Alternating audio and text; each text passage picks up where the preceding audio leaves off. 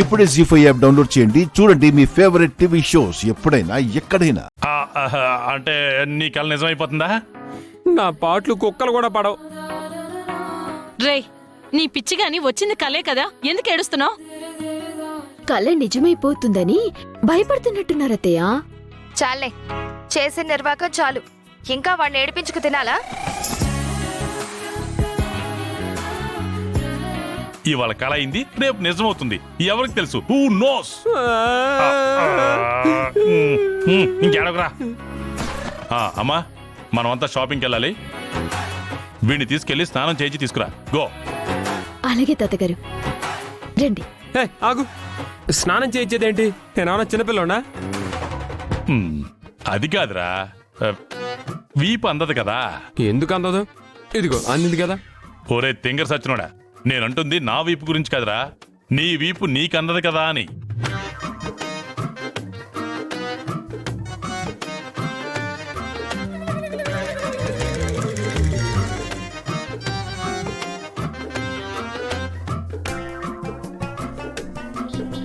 చూసారా, అందుకే మీ వీపు నేను రుద్దుతాను, పదండి.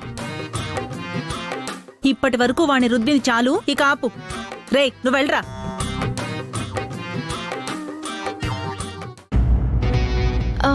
అవును తాతయ్య, షాపింగ్ అంటున్నావేంటి? నీకోసమేనమ్మా.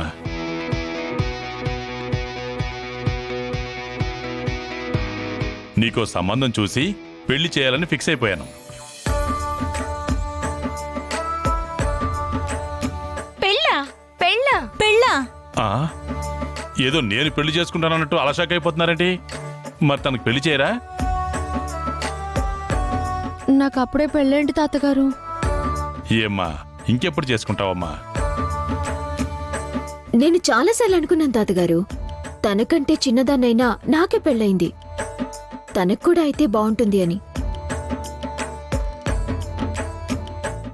అందుకేనమ్మా తెలిసిన మ్యారేజ్ బ్రోకర్లకి, పెళ్లిళ్ళ పేరాయిలందరికీ నీ ఫోటో పంపించాను. మంచి సంబంధం దొరికిందా వెంటనే పెళ్లి ఖాయం. ఇంత సడన్ గా పెళ్ళంటే? కొన్ని నిర్ణయాలు సడన్ గానే తీసుకోవాలి. ఎంతసేపు మీ సుఖాలు చూసుకోవడం కాదు, దాని సంతోషం కూడా ఆలోచించాలి.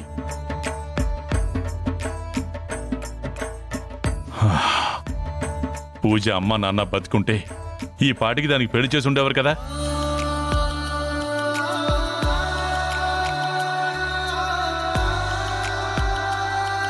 ఏంటి పూజ, తాతగారు పెళ్ళంటున్నారు, ఏమంటావు?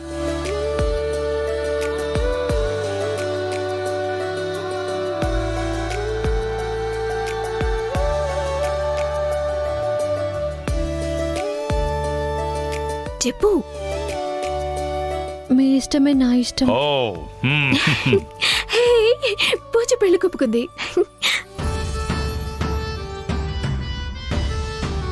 ఈ సమయంలో పూజ వాళ్ళ తాతగారు కూడా ఉండుంటే ఎంత బాగుండేదో. ఆయన కూడా ఆనందించేవారు. ఉన్నారు కదా.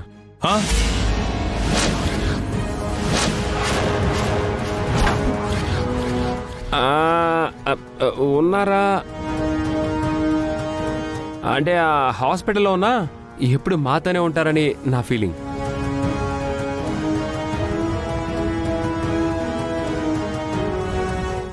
వెళ్ళి త్వరగా రెడీ అవ్వండమ్మా. వెళ్ళరా.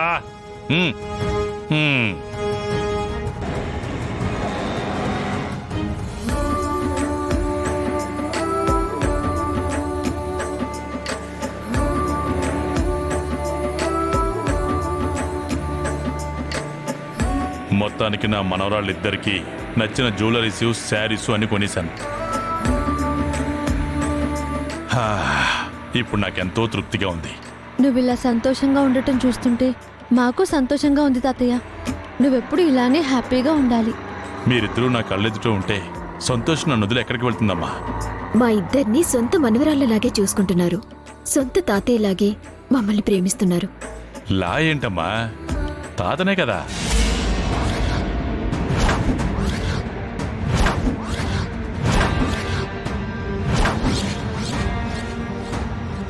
ఏంటి, ఏంటి? నాన్న ఆగమ్మా. మీ అందరికీ నేను సొంత తాతయ్యనే. ఏంటమ్మా కాదంటారా? నేను తాతయ్యని కాదు పరాయి వాణ్ణి అంటారా? అలా అంటే చెప్పండి, ఇప్పుడే కారు దిగేసి ఫారెన్లో ఉన్న నా కొడుకు దగ్గరికి వెళ్ళిపోతాను. ఆహా,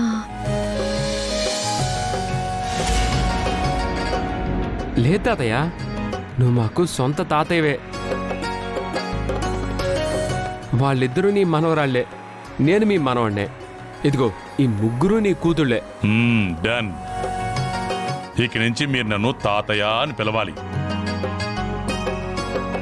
ఇదిగో నన్ను మీరు నాన్న అని పిలవాలి. అర్థమవుతుందా? సరే నాన్న.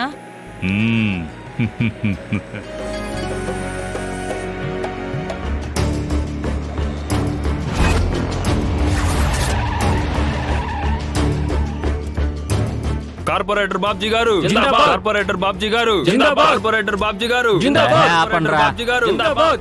నేను ఇక్కడికి వచ్చింది మీతో జిందాబాదులు కొట్టించుకోవడానికి కాదురా, కలెక్షన్స్ వసూలు చేసుకోవడానికి. రేయ్ బామర్దే, బావా, మన వాళ్ళందరినీ తీసుకెళ్ళి ఇక్కడున్న బండ్ల దగ్గర మామూళ్ళు వసూలు చేయరా. మా ఊళ్ళ ఆ, అంటే ఇక్కడ ఉన్న వాళ్ళందరూ కలిసి తంతారేమో బావా. నా పేరు చెప్పరా. ఇక నుంచి ఈ ఏరియా మనదే. స్టేట్ ట్యాక్స్, సెంట్రల్ ట్యాక్స్ లాగా ఈ ఏరియాకి కార్పొరేటర్ బాబ్జీ ట్యాక్స్ ఉందని చెప్పు. అలాగే బావా. ఆ, రే పదండ్రా. పోన్రా. ఏం కావాలయ్యా?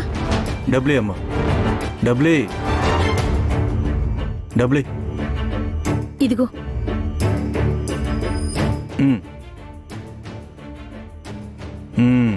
ఏంటమ్మా వ్యాపారం ఎలా నడుస్తుంది? ఏదో అలా నడుస్తుందయ్యా. ఇటు పడుకుండ్రా. బాగుందా? రండిరా.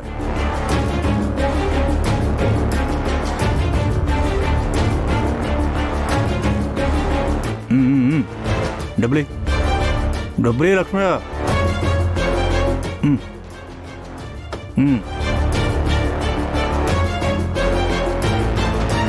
రే డబ్ల్యూ రా.